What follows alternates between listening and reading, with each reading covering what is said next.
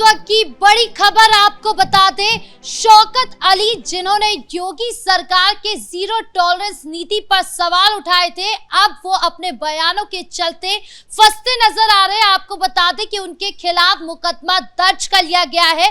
उन्होंने जो बयान दिया था कि एनकाउंटर करने वालों का एनकाउंटर होगा, अब उसी को लेकर मेरठ पुलिस लगातार उनके ठिकानों पर छापेमारी कर रही है।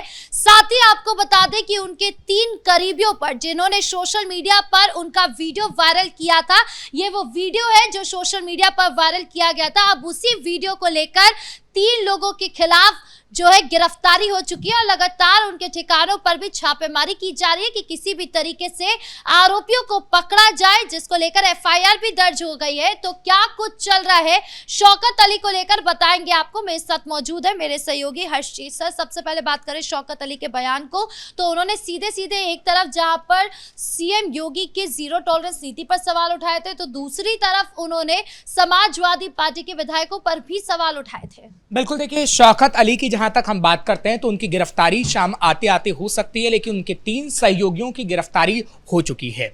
दरअसल ये 3 लोग जो गिरफ्तार हुए हैं, कहा जा रहा है कि इन्होंने ही सोशल मीडिया पर वो बयान डाला था और ये शौकत अली के काफी करीबी माने जाते हैं।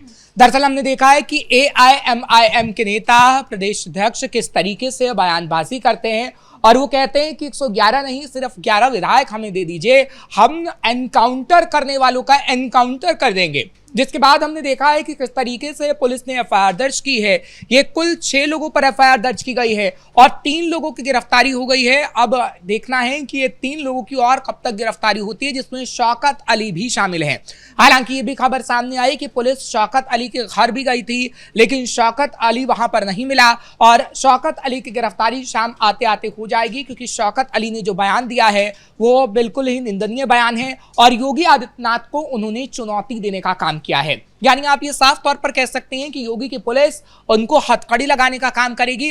और तो और कई लोग तो ऐसे हैं, खासतौर पर मुसलमान तबके के ही हैं, जो योगी आदित्यनाथ को पसंद करते हैं और वो कह रहे हैं कि ऐसे जो शौकत अली हैं उन लोगों का तो एनकाउंटर तक हो जाना चाहिए। ये बात दरअसल उत्तर प्रदेश की जनता कह रही है और वो मुसलमान कह रहे हैं जिस मुसलमान को भड़काने की कोशिश शौकत अली की तरफ से की जा रहा था। और उन्होंने ये क्यों कहा कि मुसलमानों को मारने वालों का एनकाउंटर होगा? देखिए, दरअसल AIMIM का जिक्र करते हैं तो उत्तर प्रदेश की राजनीति में अभी उसका कोई वजूद नहीं है और AIMIM चाहती है कि उत्तर प्रदेश की राजनीति में उसका वजूद हो और इसलिए वो ऐसे बयान दे रही है ताकि मुसलमानों को सीधा वो प्रभावित कर सके और मुसलमानों के वोट बैंक हासिल कर सके।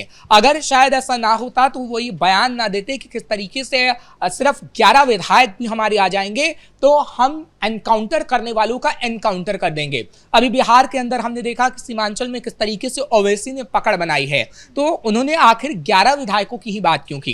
क्योंकि वो चाहते हैं उत्तर प्रदेश में अपना राजनीतिक दबाव बनाना, लेकिन AIMIM का वो दबाव बन नहीं पा रहा है और वो चाहते हैं कि उत्तर प्रदेश की सरकार को आप इस तरीके से बताइए कि उत्तर प्रदेश की सरकार ने मुसलमानों के लिए कुछ भी नहीं किया है और मुसलमानों को उत्तर प्रदेश में प्रताड़ित किया जा रहा है। आप किसी भी पार्टी को सुनिएगा, समाजवादी पार्टी क्या कहती है? समाजवादी पार्टी कहती है कि मुसलमानों को प्रताड़ित करने का काम योगी सरकार कर रही है। आप कांग्रेस को देख लीजिए, अजय राय हर 2 दिन में बयान देते हैं जब प्रेस कॉन्फ्रेंस उनकी तरफ से की जाती है कि मुसलमानों को प्रताड़ित किया जा रहा है, क्योंकि मुसलमान वोट बैंक हैं कांग्रेस पार्टी के भी और समाजवादी पार्टी के भी। AIMIM को आप समझेंगी तो AIMIM मुसलमानों के वोट बैंक से ही हैदराबाद के अंदर है और मुसलमानों के वोट बैंक से ही वो सीमांचल में अपना परचम बिहार के अंदर लहरा पाई थी। शौकत अली का ये भी बयान सामने आया, उन्होंने कहा कि योगी सरकार जो है जब से आई है तब से वो मुस्लिमों को टारगेट कर रही है, लेकिन समाजवादी पार्टी के 111 विधायक होने के बाद भी वो कोई एक्शन नहीं लेते, वो कोई काम नहीं करते। जब भी उनसे ये सवाल पूछा जाता है कि क्या आपको तकलीफ नहीं होती, तो वो यही कहते हैं कि हमारी सरकार नहीं है, हम कुछ नहीं कर सकते। बिल्कुल, देखिए समाजवादी पार्टी पर वो कटाक्ष करने का काम क्यों कर रहे हैं? क्योंकि अभी हमने बिहार के अंदर देखा है महागठबंधन ने उन्हें जगह नहीं दी, तो ओवैसी अलग अलग रहे और अब उत्तर प्रदेश में भी ये कहा जा रहा है कि जो गठबंधन बनेगा या तो वो कांग्रेस के साथ समाजवादी पार्टी का बनेगा या बुआ भतीजे का बन सकता है। ऐसे अभी कयास लगाया जा रहा है, अभी कोई ऑफिशियल अनाउंसमेंट तो नहीं हुई है और इसलिए ओवैसी के नेता ऐसे बयान दे रहे हैं कि ताकि मुसलमान वोटर को अपने खेमे में लाया जा सके। क्योंकि देखिए ये बात कह देना कि समाजवादी पार्टी के 111 विधायक हैं लेकिन मुसलमानों पर अत्याचार हो रहा है, समाजवादी पार्टी कुछ नहीं कर पा रही है। एक तरफ तो आप तमाम महागठबंधन के लोगों को कहते हैं कि मोदी को हटाने के लिए आप एक साथ आइए, दूसरा अपनी जीत के लिए कहीं ना कहीं आप ये कहते हैं कि नहीं समाजवादी पार्टी पर सवाल उठने चाहिए। तो हर एक राजनेता, ये ऐसे जो राजनेता होते हैं शौकत अली जैसे या ओवैसी जैसे या फिर अखिलेश यादव जैसे, ये अपना अपना फायदा देखते हैं। आप अखिलेश यादव को देखिए, कभी जालीदार टोपी पहनते हैं तो कभी चुनावी हिंदू बन जाते हैं और कहते हैं कि नहीं हिंदुओं के साथ अत्याचार हो रहा है। अरे आपको हिंदुओं की फिक्र कब थी जो आप अभी हिंदुओं की फिक्र कर रहे हैं? वो फिक्र इसलिए है क्योंकि 2027 नजदीक है। और तो और शौकत अली की अगर हम बात करते हैं या फिर ओवैसी की बात करते हैं तो जहरीले बोल उनकी तरफ से हमेशा से बोले जाते रहे हैं। देखिए उत्तर प्रदेश में मुसलमान निर्णायक भूमिका निभाता है। मुसलमान की अगर बात करें तो मुसलमान का वोट बैंक हासिल करने के लिए ही मुलायम सिंह ने किस तरीके से जालीदार टोपी पहनी थी और उनको कोई भी गुरेज नहीं था कि उन्हें कोई मुल्ला मुलायम कहता था।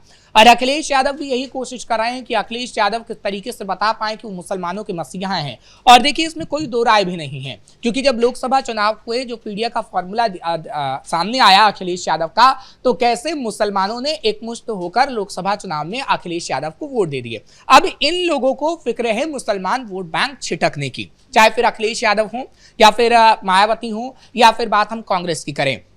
और ये वोट बैंक छिटकेगा तो कहीं ना कहीं इन लोगों को दिक्कत होगी क्योंकि समाजवादी पार्टी ये चाहती है कि तमाम मुसलमान का जो वोट बैंक है वो विधानसभा चुनाव में उससे मिल जाए। अगर ये उससे मिलेगा एकमुश्त तो कहीं ना कहीं समाजवादी पार्टी का पूरा फायदा होगा। लेकिन ऐसा ओवैसी नहीं चाहते हैं, ऐसा मायावती नहीं चाहती, ऐसा कांग्रेस नहीं चाहती है क्योंकि वो मुसलमान वोट बैंक को अपने खेमे में लेना चाहती है ताकि उनका भी उत्तर प्रदेश की सियासत में भला हो पाए। सर यहाँ पर अभी हमने देखा कि 3 आरोपियों को गिरफ्तार कर लिया गया है, 6 से ज्यादा आरोपियों पर FIR भी दर्ज कर ली गई है, यहाँ तक कि शौकत अली पर भी मुकदमा दर्ज हो गया। तो क्या शाम तक उनकी भी गिरफ्तारी हो सकती है? बिल्कुल, देखिए शाम आते आते या कुछ ही घंटों में हमें सुनने को मिलेगा कि शौकत अली की गिरफ्तारी हो गई है क्योंकि पुलिस का जो बयान सामने आया है, पुलिस की तरफ से ये कहा गया है कि हम उनके घर भी गए हैं और दबिश देने की लगातार कोशिश की जा रही है, लेकिन शौकत अली इस वक्त भागे फिर रहे हैं। और अगर कोई भागा फिरता है तो योगी की पुलिस उसका एनकाउंटर भी कर देती है। वो तस्वीरें हमने देखी हैं क्योंकि शौकत अली ने जो जहरीले बोल बोले हैं वो कहीं ना कहीं अब उनके लिए परेशानी का सबब बन गए हैं। लेकिन ऐसे लोगों को जब पुलिस सबक सिखाती है तो इनके मन में खौफ भी पैदा करती है। आप देखिएगा कि पिछले दिनों कई ऐसे मौलाना थे जिन्होंने जहरीले बयान दिए हैं और कई जगह उनके खिलाफ FIR भी दर्ज की गई है, चाहे फिर मौलाना सलीम हो, मौलाना जर्जिस हो। और अब AIMIM के नेता ही उन जैसे मौलानाओं के जैसे बयान अगर देने लग गए हैं तो इनकी भी गिरफ्तारी तो संभव ही है और इन पर थाने में डंडे भी बरसाने का काम पुलिस करेगी। इसीलिए तो तमाम नेताओं की प्रतिक्रिया भी सामने आ रही है। साध्वी प्राची की ओर से कहा गया है कि क्या AIMIM एक आतंकी संगठन है, इसकी जांच होनी चाहिए। और दूसरी तरफ संगीत सोम है, उनकी ओर से भी बयान आया है कि AIMIM गुंडों को पालती है, आतंकियों को पालती है। देखिए अगर शौकत अली जैसे लोगों का बयान सामने आएगा तो सीधा फायदा बीजेपी का ही होना है और ये अपना ही नुकसान कर रहे हैं क्योंकि जब भी ये मुसलमानों को लेकर बयान देते हैं तब हम देखते हैं कि तमाम हिंदू एकजुट हो जाता है। आपने साध्वी का जिक्र किया या फिर संगीत सोम का जिक्र किया, तमाम जो साधु संत हैं वो भी शौकत अली को लेकर ये कह रहे हैं कि उनकी गिरफ्तारी जल्द से जल्द होनी चाहिए। तो लगता है कि ऐसे जो लोग हैं वो किस तरीके से जिहादी मानसिकता अपने पास रखते हैं और उस जिहादी मानसिकता को मुसलमानों को देने का काम करते हैं। और ऐसी मानसिकता अगर होगी तो कहीं ना कहीं आगे आने वाले समय में हिंदू खतरे में हो सकता है और था भी जब समाजवादी पार्टी की सरकार थी। और ये बात हम बार बार इसलिए कहते हैं क्योंकि कैराना का हाल आपने देखा, मुजफ्फरनगर का आपने हाल देखा, समाजवादी पार्टी की सरकार, चाहे फिर मुलायम सिंह अपने आप को मुल्ला मुलायम कहते थे और किस तरीके से समाजवादी पार्टी की सरकार में मुसलमानों का नरसंहार होता था वो किसी से छिपा नहीं है। और इसी बात का डर संत समाज को लगा रहता है, इसी बात का डर हिंदुओं को लगा रहता है कि अगर अखिलेश यादव की सरकार बनी या फिर AIMIM अपने तमाम ज्यादा विधायक लेकर आई उत्तर प्रदेश में तो कहीं ना कहीं वो स्थितियां दोबारा से पैदा हो सकती हैं। क्योंकि देखिए समाजवादी पार्टी की सरकार में ये सब कुछ हुआ है और इतिहास के पन्नों को आप पलट कर देखेंगे तो तमाम कई हजार हिंदुओं का पलायन भी हुआ है, हजारों हिंदुओं का नरसंहार भी हुआ है। और मुजफ्फरनगर में तो हमने देखा है कि आज भी जो पलायन करके अलग अलग राज्यों में लोग गए हैं, जब उनके बयान सामने आते हैं तो उनके सिर्फ आंसू ही निकलते हैं और योगी आदित्यनाथ से वो इंसाफ मांगते हैं। हाँ, योगी आदित्यनाथ की सरकार में हमने जरूर देखा कि मुजफ्फरनगर से जो लोग पलायन कर गए थे वो दोबारा से अब आ रहे हैं, जो कैराना के अंदर हिंदू पलायन कर गए थे वो दोबारा से आ रहे हैं।